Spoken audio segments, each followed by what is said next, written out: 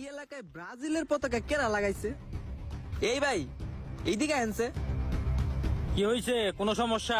এই এলাকায় ব্রাজিলের পতাকা লাগায় কার এত বড় সাহস? আরে ভাই কোয়েন না, ওই এলকো তুহিন আছে না, ওই হালা এই কামটা করছে। এলকো তুহিন ওর একটু দইরা আনছে আমার সামনে।